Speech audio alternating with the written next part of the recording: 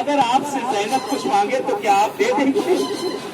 اگر آپ سے زینب کچھ مانگے تو کیا دے دیں گے؟ کہتے روایت کا فکرہ ملتا ہے یہاں پر شہزادہ فرماتا ہے، جناب عباس فرماتے ہیں شہزادی آپ حکم کر کے دیکھو یہ غلام اپنے سر کو کاٹ کے آپ کے قدموں پر پھینک دے گا۔ زینب نے پیشانی کا بوسہ دیا، آنکھوں سے آنسو جاری ہو گئے۔ اے عباس تیری بہن تجھ پر فدا ہو جائے، تیری بہن تجھ پہ صدقے چلی جائے، اللہ تیرے سر کو سلامت رکھے۔ عباس مجھے تیرا سر نہیں چاہیے بھیا، اے بھیا اگر ہو سکے تو خیموں کو ہٹا لو یہاں سے۔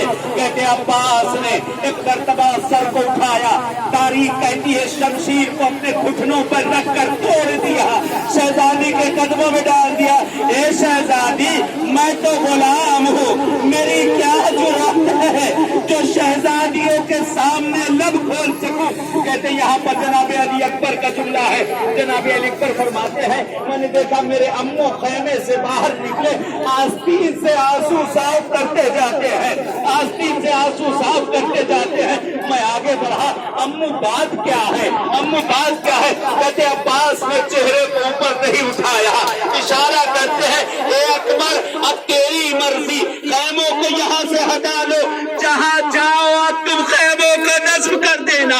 سوچو اس مرد پہ کیا گزری ہوگی جو ایک چیلنج کر کے گیا ہو اور اس کے بعد اس طرح سے پیش آیا ہو۔ کہتے غازی عباس کی آس پوری نہ ہو سکی، عباس کربلا پہنچ کر بھی مجبور رہے، یہاں پہنچ کے بھی گھٹتے رہے۔ کہتے اس کے بعد جو دوسرے خیمے نصب کیے گئے ہیں وہ مولا عباس نے نصب نہ کیا بلکہ جناب علی اکبر نے اپنی مرضی سے خیموں کو نصب کیا تھا۔ ہاتھوں کو جوڑیں گے اے غازی، یہی علقمہ تھی نا، یہی فرات تھی نا، ارے اس غازی کی مجبوری۔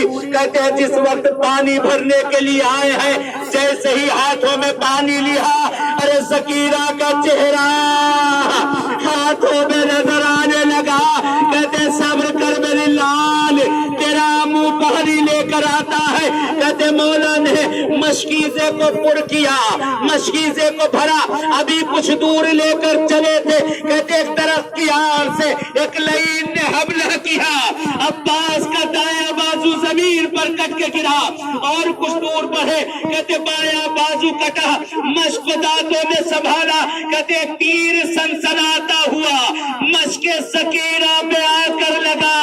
عباس نے گھوڑے کا رخ موڑ لیا، اب میں خیمے کی طرف جا کر کیا کروں گا جب پانی ہی نہ رہا۔